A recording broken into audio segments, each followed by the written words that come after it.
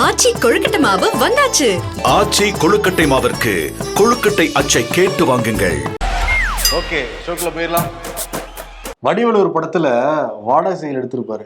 எடுத்த நாள் முதல் இந்த நாள் வரை வண்டியை விடவில்லை.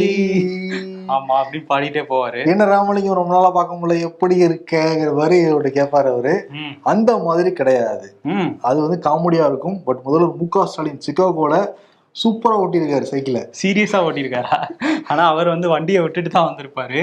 ஆமா, என்ன வந்து எக்ஸ்தலத்துல பதிவிட்டு இருந்தாருன்னா, அந்த வீடியோ வந்து வெளியிட்டு evenings com set the stage for new dreams, புதிய கனவுகள். புதிய கனவுகளோட வந்து திராவிட மாடலை இன்னும் புதுப்பிக்க போறாரா? திராவிட மாடல் சைக்கிளா என்னங்கிறது தெரியல, ஆனா வித்தியாசமா இருந்தது அது. ஏன்னா இங்க நிறைய இடத்துல சைக்கிள்லாம் விட்டுருந்தாங்க, ஸ்மார்ட் சைக்கிள்னு இங்க இருந்து அங்க போய் நீங்க நிறுத்திக்கலாம்னா அதெல்லாம் முறையா செயல்படுத்தல. சைக்கிளும் உடச்சு வந்து போட்டுட்டாங்க. ஆனா என்னன்னா, அவர் இருந்த இடம் ரொம்ப வந்து தூய்மையா இருந்தது. பார்க்கவே வளர்ந்த நாடுகள்ல எல்லாமே இப்படிதான் இருக்கும் கொஞ்சம் இன்ஃப்ராஸ்ட்ரக்சர். அப்படியே அதை பார்த்து நீங்க இம்ப்ளிமெண்ட் பண்ணணும். நீங்க நடந்து கூட போக முடியல ஒருத்தவங்க இதுல. ஆமா, நடந்து போனா டக்குன்னு ஒரு குழியை தோண்டி வச்சிருக்காங்க. கேட்டா அந்த 30% இன்னும் முடியாம இருக்குல்ல மழைநீர் வடிகால், அதுங்கிறாங்க. ஓகே, இதுல என்னன்னா, சிக்காகோ போயிருக்காரு, சான் பிரான்சிஸ்கோ வந்து போயிருக்காரு. முதலீடுல ஈர்த்தது போக மீதி டைம்ல வந்து வாழைப்படம் பாக்குறது, சைக்கிள் ஓட்டுறது, கேம்ஸ் விளையாடுறது, அப்புறம் ஃபார்முலா 4 ரேஸை பாக்குறதுன்னு பயணிச்சுட்டு சந்தோஷமா இருக்கு நம்ம பாக்குறது. ஆமா, கிட்டத்தட்ட இப்போ எதிர்கட்சி தலைவர் மனநிலைக்கு அங்க போய் கொஞ்சம் காமா இருக்காரு போல. இங்க முதல்வரா இருக்கப்ப அங்கங்க போக வேண்டியது அந்த மாதிரிலாம் இருந்துச்சு. தூங்க விட மாட்டேங்கிறாங்க கட்சிக்காரங்க, அங்க பண்றாங்க. யூஎஸ்ல தான் கொஞ்சம் நிம்மதியா இருக்காரு போல படம் எல்லாம் பாக்குற அளவுக்கு. இதெல்லாம் தெரிஞ்சிருந்தா வருஷத்துக்கு ஒரு ட்ரிப் முன்னாடியே போட்டுருக்கலாம். முதலீடுகள் ஈர்த்த மாதிரி ஆச்சு, கொஞ்சம் நிம்மதியா இருந்த மாதிரி ஆச்சு அப்படிங்கிற மாதிரிதான் இருக்கு. சரி, இங்கே நேத்து முதல்வர் இல்லாத டயத்துல தமிழ்நாட்டுக்கு கர்நாடகாவோட துணை முதல்வர் டி.கே. சிவகுமார் வந்திருந்தாரு. என்னன்னா, அந்த சென்னை மாநகராட்சியோட திடக்கழிவு மேலாண்மை எப்படி செயல்படுத்துறாங்க அப்படிங்கிற பார்வையிடுறதுக்காக ஒரு டீமோட வந்திருந்தாரு. இதை அங்க இம்ப்ளிமெண்ட் பண்ணலாம் அப்படின்ட்டு இங்க வந்து அது சிறப்பா பண்றீங்க அப்படின்லாம் சொல்லிட்டு போயிருக்காரு. அது மட்டும் இல்லாம உதயநிதி ஸ்டாலினை வந்து போய் பார்த்திருக்காரு. ஏன்னா வந்து முதல்வர் இல்லாதனால அவரை வந்து மரியாதை நிமித்தமா சந்திச்சிருக்காராம். அவருக்கே தெரிஞ்சிருக்காங்கிறது தெரியல, இவரை தான் பார்க்கணுன்ட்டு உதயநிதியை வந்து மீட் பண்ணியிருக்காரு. நண்பர் அப்படிங்கிறதுனால தான் சந்திச்சேன் அப்படின்னு வந்து சொல்லியிருக்காரு. அதுக்கப்புறம் அவர் என்ன சொல்லியிருக்காருன்னா, அந்த நிறைய கேள்விகள் கேட்டாங்க. அதுக்கெல்லாம் சொல்லும் போது நாங்கள் வந்து அங்கே பெண்களுக்கு 2000 ரூபா கொடுக்குறோம், அது வந்து எதிர்கட்சிகளுக்கு பொறாமையா இருக்காங்க, ஏன்னா அடுத்த முறை நாங்கள் தான் ஆட்சிக்கு வர போறோங்கிறதுனால அப்படின்னு சொன்னவர், இங்கே 1000 ரூபா கூட கொடுக்குறாங்களாமே, நாங்கள் 2000 ரூபாங்கிறத சொல்லி காட்டின மாதிரி இதை சொல்லிட்டு போனாரு. கடைசியா வந்து அந்த மேகேதாட்டு அந்த அணை விவகாரம் பத்தி கேட்டாங்க. அது வந்து இப்போ நான் விவாதிக்க விரும்பலை, ஏன்னா மழை வந்து இந்த முறை 2 மாநிலங்களையுமே காப்பாத்திருச்சு, உதவி செஞ்சிருக்கு அப்படின்னு வந்து சொல்லியிருக்காரு. ஆனா மேகேதாட்டு கட்டினா கர்நாடகாவோட தமிழ்நாட்டுக்கு தான் வந்து அதிக பயன்கள் அப்படிங்கறது திரும்ப வந்து சொல்றாரு. அவரு அழுத்தி சொல்றாரு. உதயநிதி ஸ்டாலின் இதை பத்தி ஏதாவது கேட்டாராங்கிறது தெரியவே இல்லை. ஆனா முதல்வர் மு.க. ஸ்டாலின் இருந்திருந்தான்னு வச்சுக்கோங்க, அது டைரக்டாவே கேட்டுருவாரு. என்ன கேட்டுருப்பாரு? நீங்க அணை கட்டக்கூடாது, காவேரி நீரை நீங்க உரிய முறையில கொடுக்கணும், மாதம் நீங்க வந்து கொடுக்கணும், நான் செட்டா சொல்லிடுவேன்னு சொல்லியிருப்பாரு. அதனால இல்லாத சமயம் சைக்கிள் ஓட்டுற சமயம் பாத்தீங்க வந்துருக்கு, இரும்பு கரம் கொண்டு கேட்டிருப்பாரு, மிஸ் ஆயிடுச்சு. ஆனா நீதிமன்றம் சொன்னதையே அவங்க கேட்கல, இங்க ஸ்டாலின் சொல்லி அவங்க கேட்டுருவாங்கப்பா. அதனாலதான் இந்த சமயத்துல வர்றாரு அவரு. அந்த பயத்துலதான் அவர் இல்லாத போது இங்க வந்துட்டு. ஆமா, அதோட புரிஞ்சுக்க முடியலையா? புரியல. சரி, ஓகே. உயர் நீதிமன்றத்துல முக்கியமான வழக்கு, சென்னையில குடிசை பத்தி இருக்கக்கூடாதுன்னு சொல்லிட்டு குடிசை வாசிகளை பெரும்பாக்கம், துரைப்பாக்கம் உள்ளிட்ட 4 இடங்கள்ல குடியமர்த்திருக்கு தமிழ்நாடு அரசு. அதை எதிர்த்து சில பேர் வழக்கெல்லாம் வந்து போட்டிருந்தாங்க. அதை விசாரிச்ச நீதிமன்றம் வந்து சில குழுக்கள்லாம் அமைச்சு ஆராய சொன்னாங்க, ஏன்னா போதிய வசதிகள்லாம் இல்லைன்னு சொல்லிட்டு. அங்க வந்து ஆய்வு பண்ணவங்க என்ன சொல்லிருக்காங்கன்னா, அந்த இடங்கள் எல்லாம் போதைப் பொருட்கள் நிறைய இருக்கு அப்படின்லாம் வந்து ஆய்வறிக்கை கொடுத்துருக்காங்க. நீதிபதிகள் அந்த இடத்துல மட்டும் தான் இருக்கா, தமிழ்நாடு முழுக்க எல்லா இடங்களையும் போதைப் பொருள் இருக்குல்ல, காவல்துறை என்னதான் பண்ணிக்கிட்டுன்னு சொல்லிட்டு காவல்துறையிலேயே உடனே காவல்துறை வழக்கறிஞர் வந்து அப்படிலாம் இல்லைங்க, நிறைய அந்த ஏரியால நிறைய பேர் நாங்க வந்து போட்டிருக்கோம், தமிழ்நாடு முழுக்க நாங்க வந்து கட்டுப்படுத்திக்கிட்டு இருக்கோம் வந்து பேசிடுறாங்க. இதுல காவல்துறையை சேர்ந்த பேரே சில பேரே கஞ்சா வித்துக்கிட்டு இருந்தாங்க. ஆமா, இப்ப வந்து நீதிமன்றம் வந்து அந்த வழக்கை ஒத்தி வச்சிருக்காங்க. இருந்தா கூட நீதிமன்றமே தமிழ்நாடு முழுக்க போதைப் பொருட்கள் எல்லா பக்கமும் கிடைச்சிட்டு தானே இருக்கு, என்னென்ன நீ 4 இடங்கள் மட்டும் நீங்க சொல்றீங்கன்னு கேட்டிருக்காங்க. ஆமா, இவ்வளவு கேள்வி கேட்டும் இன்னும் வேகப்படுத்தலைன்னா அப்புறம் வேற மாதிரி ஆயிடும், நீதிமன்ற நடவடிக்கைகளுக்கு ஆளாக வேண்டியது இருக்கும். இன்னொரு விஷயம் என்னன்னா, இந்த போலீஸ் அதிகாரிகளை பத்தி பேசும்போது திருச்சுழி பகுதியில லோடு ஆட்டோ ஓட்டுறாரு காளிக்குமார் அப்படிங்கிறவர். அவர் வந்து ஒரு பைக்ல வந்து 5 மர்ம நபர்கள் வெட்டி கொலை செஞ்சிடறாங்க. அவங்க உடலை வந்து கொடுக்கறதுக்காக அவங்க குடும்பத்தினரை வரவழைச்சிருக்காங்க. அங்கே வந்து அவங்க போராட்டம் நடத்தியிருக்காங்க. இந்த மாதிரி கொலை செஞ்சவங்கள உடனடியாக கைது பண்ணணும், காவல்துறை வந்து ரொம்ப அலட்சியமா இருக்காங்க அப்படின்லாம் சொல்லி போராட்டம் நடத்தின சமயத்துல அந்த அந்த பகுதியில் இருந்த டிஎஸ்பி காயத்ரி, பெண் டிஎஸ்பி, அவங்க வந்து போராட்டக்காரர்களை தடுத்து நிறுத்துறாங்க. தடுத்து நிறுத்தும் போது போராட்டக்காரர்கள் உள்ள சில பேர் அவங்கள வந்து கடுமையாக தாக்கியிருக்காங்க. தலையிலலாம் வந்து முடியெல்லாம் பிடிச்சி அடித்து தாக்கின மாதிரியான வீடியோக்கள்லாம் வந்து வெளியாயிருக்கு. இப்போ வந்து அதில் சில பேரை கைது பண்ணியிருக்காங்க. அது வந்து கடுமையான விமர்சனத்துக்கு எதிர்க்கட்சிகள் வந்து விமர்சனத்தை வச்சுட்டே இருக்காங்க. பெண்கள் வன்கொடுமை சட்டத்தின் கீழ் கைது பண்ணியிருக்காங்க. ரொம்ப கடுமையான நடவடிக்கை எடுக்கணும்னு சொல்லி எடப்பாடி பழனிசாமியே சொல்லியிருக்காரு. ஏன்னா தமிழ்நாட்டுல காவல்துறைக்கே பாதுகாப்பு இல்லை, இங்க சட்டத்தின்படி ஆட்சி நடக்குதானே தெரியல, காவல்துறைக்கே பாதுகாப்பு இல்லைன்னா மக்களுக்கு எப்படி இங்க வந்து பாதுகாப்பு இருக்கும்? காவல்துறை மேல கை வச்சவங்கள சும்மா விடக்கூடாது, தகுந்த பாடம் கற்பிக்கணுங்கிற மாதிரி தான் சொல்லியிருக்காரு எடப்பாடி பழனிசாமி. சீமானுமே விமர்சனம் பண்ணியிருக்காரு. ஆமா, சீமானும் இதே தான் கிட்டத்தட்ட சொல்லியிருக்காரு. ஏன்னா காவல்துறைக்கு பாதுகாப்பு இல்லை அப்படிங்கிறது. ஆனா அவர் சொன்ன ஒரு காரணம் நம்ம அந்த வீடியோ பார்க்கும்போது அது உண்மையா இருக்குமோன்னு தான் தோணுது. என்ன சொல்றாருன்னா, இவங்க தான் மது விற்கிறாங்க, அந்த மது அருந்திய சிலர் தான் இந்த மாதிரியான வேலைகளில் ஈடுபட்டிருக்காங்க அப்படின்னு வந்து சொல்றாங்க. அந்த மது கொடுத்த தைரியத்துல சில பேர் வந்து போலீஸ் மேலே கை வைக்கிற மாதிரி தான் நமக்கு அந்த வீடியோ பார்க்கும்போது தெரியுது. ஸோ மதுவால காவல்துறைக்கே பாதுகாப்பு இல்லாத ஒரு நிலைமை தான் இருக்குங்க. உண்மைதான். இன்னொரு பக்கம் என்னன்னா, காவல்துறை சில பேர் அராஜகம் ஈடுபட்டு தான் இருக்காங்க. தருமபுரி அரசு மருத்துவமனைக்கு ஆப்போசிட்ல ஒரு கேண்டீன் வந்து இருந்திருக்கு. அங்க ஏதோ ஒரு சிறப்பு உதவி காவல் ஆய்வாளர் காவேரி வந்து ஏதோ வாங்குறாரு. முன்னாடி 20 ரூபா கடன் தரணும் போல இருக்கு. உடனே உரிமையாளர் முத்தமிழ் வந்து 20 ரூபா முன்னாடி நீங்க தரணும்லாம் கேட்டிருக்காரு. உடனே முத்தமிழ் கிட்ட வந்து பர்ஸ்ல இருந்து 20 ரூபாய் தூக்கி வந்து போட்டுட்டு ஏதோ சவுண்ட் எல்லாம் விடுறாரு. சவுண்ட் விட்டு ஒரு கட்டத்துல ஷூவே கழட்டி அடிக்கிற மாதிரி முத்தமிழ்கிட்ட வந்து போறாரு. ஏன் போலீஸ்னா காசு கொடுத்து தானே எந்த பொருள்னாலும் வாங்கணும். இவங்க என்ன நிறைய போலீஸ் அப்படிதான் வாங்குறாங்க. சில போலீஸ்னால எல்லாத்தையும் நம்ம வந்து சொல்லிடவும் முடியாது. இருந்தாலும் கூட வந்து இப்படி வந்து அராஜகமாக ஷூவெல்லாம் கழட்டி நான் வீசுவேன், ஏன்னா அதிகாரம் என்கிட்ட இருக்கு, எங்களால நாங்க நினைச்ச என்ன பண்ணிடுவோங்கிற அந்த போக்கு இருக்குல்ல, அது ஆபத்தான ஒரு போக்கு தானே. கண்டிப்பா. ஆனா அந்த மாதிரி அதிகாரம் வேணும்னு ஆசைப்பட்ட ஒருத்தவங்க ஒரு சம்பவம் பண்ணியிருக்காங்க. என்னன்னா, ஆனமலை அந்த பகுதியில மாசாணியம்மன் கோயில் இருக்கு. அங்க வந்து விசேஷ நாள்னால நிறைய கூட்டம் வந்திருக்கு. அதனால நிறைய போலீஸ் அதிகாரிகளை காவலுக்கு போட்டிருக்காங்க. அதுல பெண் போலீஸ் அதிகாரி ஒருத்தவங்க வந்து தனியா தெரிஞ்சிருக்காங்க. ரொம்ப அந்த ஸ்ட்ரிக்டா போய் அதை கண்ட்ரோல் பண்றது, அந்த கூட்டத்தை இது பண்றது, இவங்க மட்டும் தனியா தெரிஞ்சிருக்காங்க. மத்த போலீஸ் வேலை பார்த்துருக்காங்க. அதனால மாட்டிக்கிட்டாங்க. இது நம்மால் மாதிரியே இல்லை, யாரு இவங்க அப்படின்னு சொல்லி அந்த 100 போலீஸ்லயும் இவங்க தனியா தெரிஞ்சோடனே இவங்க யாருன்னு கூப்பிட்டு விசாரிச்சா இவங்க பேரு ரீதா அப்படின்னு சொல்லியிருக்காங்க. யாரு அப்படின்னு பார்த்தா, இவங்களுக்கு ஆசையாம் இந்த மாதிரி பெண்கள் அடிக்கடி அந்த கோயிலுக்கு வருவாங்களாம். கூட்டம் வரும்போதெல்லாம் அவங்க கண்ட்ரோல் பண்றதெல்லாம் பார்க்கும்போது எனக்கும் போலீஸ் ஆகணுங்கிற ஆசை வந்துருச்சு. அதனால நானே ஒரு யூனிஃபார்மை தச்சு போட்டுட்டு நானே வந்து இந்த மாதிரி கோயில்ல பாதுகாப்பு பணியில ஈடுபட்டேன் அப்படின்னு சொல்லியிருக்காங்க. இப்போ அவங்கள வந்து நீதிபதி முன்னாடி ஆஜர்படுத்தினாங்க. இந்த மாதிரி குற்றத்தில் ஈடுபட்டாங்க. நீதிபதி என்ன பண்ணியிருக்காங்கன்னா, ஒரு எச்சரிக்கை மட்டும் கொடுத்துட்டு இது மாதிரி பண்ணக்கூடாதுன்னு கண்டிப்போட அவங்கள வந்து விடுவிச்சிருக்காங்க. அறியாமையில பண்ணாங்கன்னு தெரியல. இன்னொன்னு இருக்கு, காவல்துறை அதிகாரிகள் அங்க சரியா வேலை செய்யல, இருங்க நான் அந்த வழியில வந்து வேலை பாக்குறேன்னு நினைச்சாங்க வந்திருக்காங்க. ஓ நீங்க வேலை பாக்குறீங்களா அப்படின்னு அவங்க தூக்கியிருக்காங்க அவங்கள. நீதிபதி ஓகே கண்டிப்போட விட்டுருக்காரு. டெல்லி போயிருக்காரு. பாஜகவோட ஒருங்கிணைப்பு குழு தலைவர் ஹெச் ராஜா அமித்ஷா கிட்ட போய் தேங்க்ஸ் எல்லாம் சொல்லியிருக்காரு. நீங்க 3 மாசம் நீங்க அப்பாயின்மெண்ட் பண்ணிருக்கீங்க, தேங்க்யூ சார், சார்ஜ் எடுத்திருக்கேன், அவ்வளவுதான் 3 மாசம் வேற மாதிரி வளர்ச்சியை கொண்டு வரேன் தமிழ்நாட்டுல அப்படின்ட்டு இருக்காரு. அதுக்கப்புறம் என்னைய நீங்க பர்மனண்டா நியமிக்கலாம், என் வேலையை மட்டும் பாருங்க, பர்ஃபார்மன்ஸை மட்டும் பாருங்கன்னு இருக்காரு. ஆமா, அவர் லண்டன்லயே கூட இருக்கட்டும், நானே பாத்துக்கிறேங்கிற மாதிரி இருக்காரு.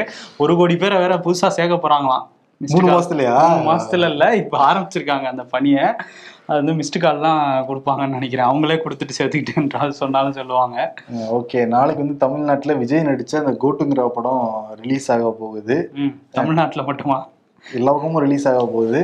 இது வந்து இப்ப அரசியலாவும் மாறி இருக்குன்னு நம்ம சொன்னோம்ல, அதுக்கு காரணம் என்னன்னா டிக்கெட் விலையை வச்சுதான் பேசுறாங்க. திமுக அமைச்சரே சொல்றாரு. ஆமா, அவர் என்ன சொல்லியிருக்காரு, தாமோ அன்பரசன், பேர்லாம் சொல்லலை, விஜயின் பேர் சொல்லலை, இந்த மாதிரி சினிமா ரிலீஸ் ஆகுதுன்னா 2000 ரூபாய்க்கு டிக்கெட்டை விற்கிறவங்க எப்படி நாட்டை காப்பாற்ற முடியும் அப்படின்னு கேட்டிருக்காரு. அவருக்கு பின்னாடியே உதயநிதி பேனரும் இருந்தது. ஏன்னா ரெட் ஜெயிண்ட் ரிலீஸ் பண்ண படம்லாம் கூட அந்த மாதிரிலாம் விற்றாங்க. இதுக்கு முன்னாடி இன்னொரு விஷயமும் பேசியிருந்தாரு. என்ன சொல்லியிருந்தாருன்னா, அந்த மாதிரி நடிகர்களாக நடிச்சுட்டு வரவங்களுக்கு அறிவே இருக்காது, அவங்களால நாட்டை எப்படி ஆள முடியும் அரசியலுக்கு வரவங்கன்னு கேட்டு மனசுல வச்சு சொல்லியிருந்தாரு அவரு அன்பரசன். இதையும் விஜய்க்கு சொல்றாரா இல்ல உதயநிதிக்கு சொல்றாரானே நமக்கு ஒரு டவுட்டாவே இருக்குது. ஓகே, ஆனா என்னன்னா ஓரளவுக்கு வந்து அரசியல் கட்சிகள் பதட்டத்துல இருக்காங்கன்னு தெரிஞ்சுக்க முடியுது. முன்னாள் அமைச்சர் ஜெயக்குமார் வந்து என்ன சொல்றாருன்னா, விஜய் அரசியலுக்கு வருது திமுக தான் பாதகமா முடியும், திமுக தான் ரொம்ப பயத்துல வந்து இருக்காங்க, ஏன்னா அதிமுக வாக்குகள் அதிமுக வந்து விழுந்துடும், திமுக வாக்குகள் தான் பிரிய போகுது, பொறுத்துருந்து நீங்க பாருங்க அப்படிங்கிறாரு. இன்னொரு விஷயம் என்னன்னா, லால்குடியில கட்சிக்காரங்க கூட்டத்தை மத்தியில பேசின நேரு 2026 தேர்தலும் நம்ம இப்பவே வந்து தயாராகணும். இதே 2024 நாடாளுமன்ற தேர்தல் அமைப்போடவே 2026 போவோமா நமக்கு தெரியாது. அமைப்புன்னு சொல்றது கூட்டணியா இல்லையாங்கிறதும் ஒரு கேள்வி இருக்கு. ஏன்னா கூட்டணிக்குள்ளாரையே நிறைய சலசலப்புலாம் இருக்கு. காங்கிரஸுக்கும் திமுகவுக்கும் லடாயா இருக்கு. அதே மாதிரி விசிகாவுக்கும் திமுகவுக்கும் மனக்கசப்புலாம் இருக்கு. இதே கூட்டணியை ஃபார்ம் பண்ணிட்டாங்கன்னா திமுக கூட்டணிக்கு பிரச்சனை இருக்காது, திமுக பிரச்சனை இருக்காது. இல்லைன்னா ஒரு பிரச்சனை தான். அதான் அமைப்புன்னு சொல்றாராங்கிற ஒரு கேள்வியும் இருக்கு அந்த கூட்டத்துல. அதே மாதிரி சீமான் என்ன பேசினாலும் திட்டிக்கிட்டே இருக்காரு. இன்னொரு பக்கம் பாமக நம்மளை ஆதரிக்கிறாங்க, அவங்களும் வந்து விமர்சனம் பண்ணிட்டு பாஜக கேட்கவே வேணாம். ஒரு பக்கம் அதிமுக நம்ம தான் அடுத்த ஆட்சின்னு பேசிடுறாங்க. விஜய் வேற நடிகர் வேற அவரும் பேர் சொல்றாரு, நடிகர் வேற அரசியல் வரப்போதான் சொல்றாங்க. ரொம்ப கடுமையா தான் இருக்கும் 2026 சட்டமன்ற தேர்தல். டஃப்பா தான் அப்படின்ட்டு இருக்காரு. லால்குடியில இருந்து நம்ம கட்சிக்கு எல்லாமே உழைக்கணும், மனசுல வச்சுக்காம உழைக்கணும்னு இருக்காரு அவரு. நம்ம கட்சியான அப்செட்டுங்கிறது தெரிஞ்சிருக்கு அவருக்கு. இது லால்குடிக்கு மட்டும் சொல்றாரா இல்ல ஒட்டுமொத்த தமிழ்நாட்டுக்கு சொல்றாரா? லால்குடி கூட்டத்தில் லால்குடிக்கு மட்டும் தானே சொல்ல முடியும். ஒரு பாம்பை பார்த்தாலே படம் நடுங்கும்பாங்க. கொத்து கொத்தான பாம்புகள் கழிப்பறையில இருக்கு. எங்க இருக்குன்னா திருவண்ணாமலை செய்யாறு அரசு கலை கல்லூரியில பெண்கள் கழிவறையில கூட்டம் கூட்டமா பாம்பு வந்து ஒரு பின்னி பிணைஞ்சிருக்கிற பார்த்தாலே நமக்கு இங்க வந்து பதறது. இவங்க வந்து தொடர்ந்து பள்ளி கல்விக்கு நாங்க முக்கியத்துவம் கொடுக்குறோம், கல்லூரிக்கு நாங்க முக்கியத்துவம் கொடுக்குறோம்னு சொல்லிட்டு இப்போ ஆளுநர் சர்ச்சையில அன்பில் மகேஷ் பொய்யாமொழி பொன்முடி எல்லாரும் பேசிக்கிட்டு இருக்காங்க. சரி, கல்லூரிக்கு என்ன பண்ணீங்கன்னு கேட்டா பெண்கள் கழிவறையிலேயே எச்சரிக்கை, பாம்புகள் நடமாடும் பகுதி இதுலாம் போட்டிருக்காங்க. எழுதி வேற போட்டிருக்காங்க. இப்ப எழுதி போற நீங்க ஏன் நடவடிக்கை எடுக்கல, ஏன் தூய்மையா நீங்க வச்சுக்கல? இப்ப ஜிவி பிரகாஷ் சொல்லிட்டு நிறைய பேர் கேள்விக்கிறாங்க அரசாங்கத்தை.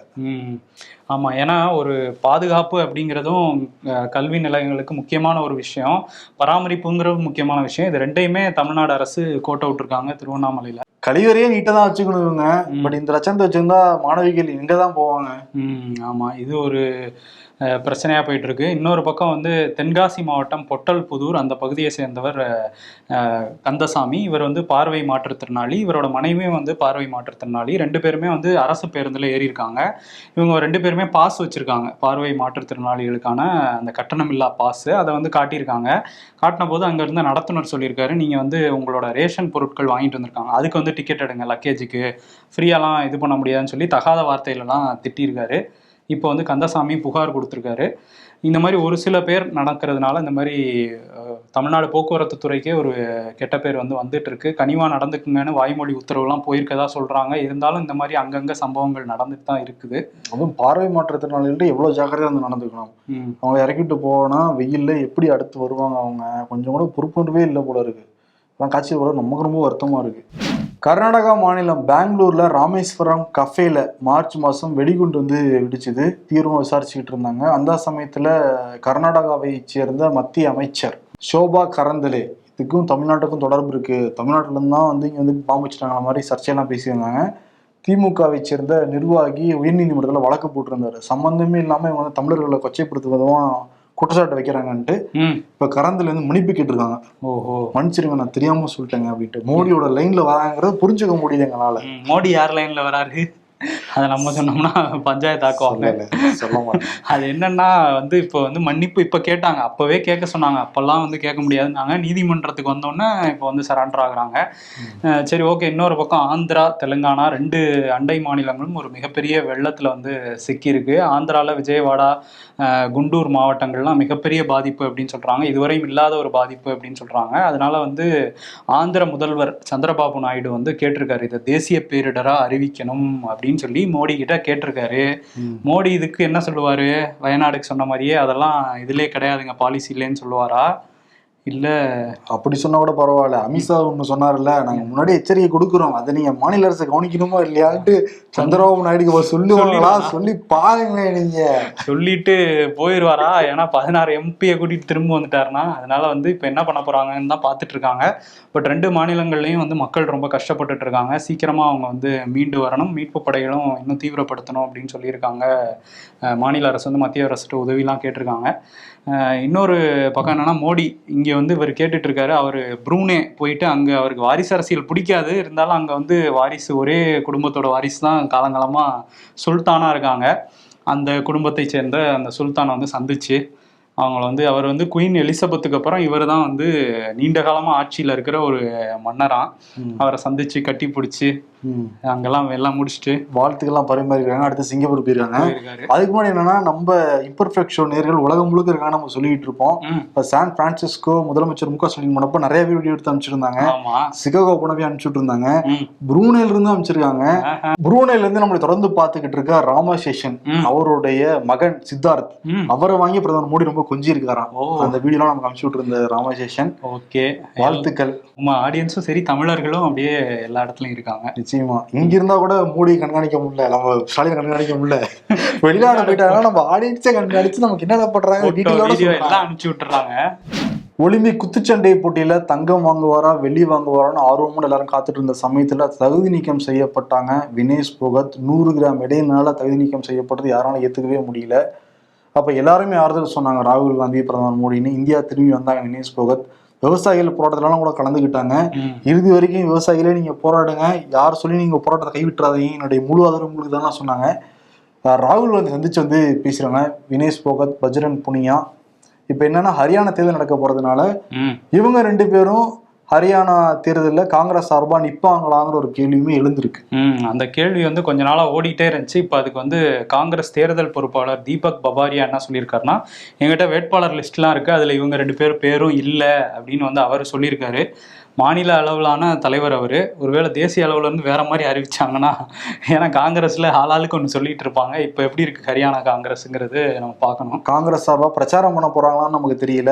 ஏன்னா இந்தியாவுடைய மகள் அப்படின்னாரு பிரதமர் மோடி. ஆனா மகள் லண்டன்ல இருந்து திரும்பி வந்த உடனே பார்க்கவே கிடையாது. இந்தியாவோட மகள்னு அவர் சொன்னது இந்தியா கூட்டணிக்கு பிரச்சாரம் பண்ணாங்கன்னு வச்சுங்க, என்ன சொல்லுவாருன்னு தெரியல மோடி. ஆனா ராகுல் காந்தி மீட் பண்ணி பேசியிருக்காரு.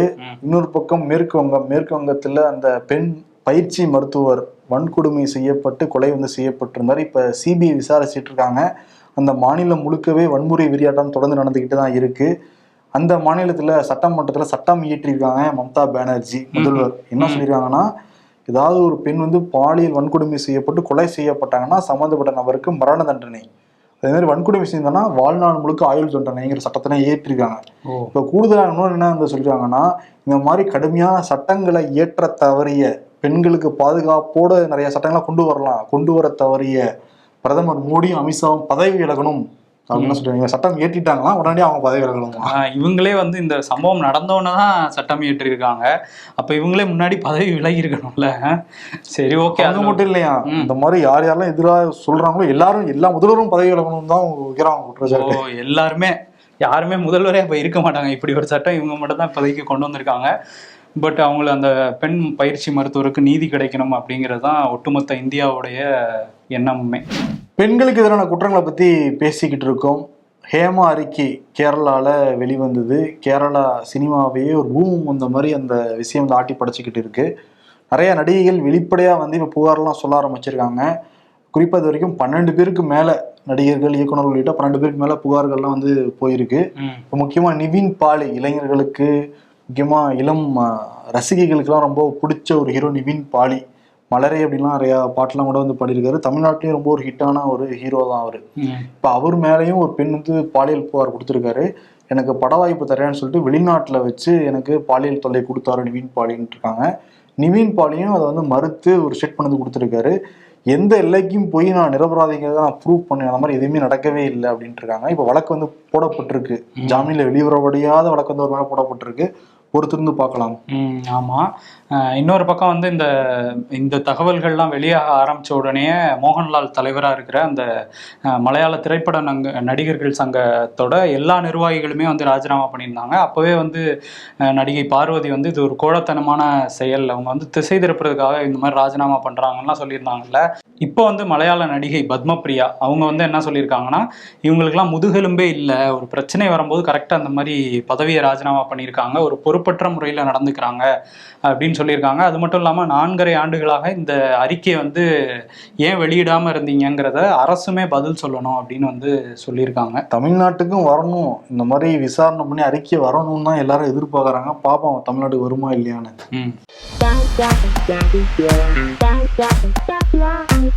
ஒரிஜினல் கோட்டே கிலோ 900 தான்டா. நீங்க என்னடா ஒரு டிக்கெட் 1500 ரூபாய்க்கு விற்கிறீங்க? ஒரு டிக்கெட் 1000 ரூபாய்க்கு மேலே போதான் சென்னையில் நாளைக்கு. சைல்ட்ஹுட் மெமரிஸ் மச்சான், கீழே கிடந்த 1 ரூபாய் எடுத்தேன்டா. அது என்னோடது தான்டா. என்ன வருஷம்னு சொல்லு, தரேன்.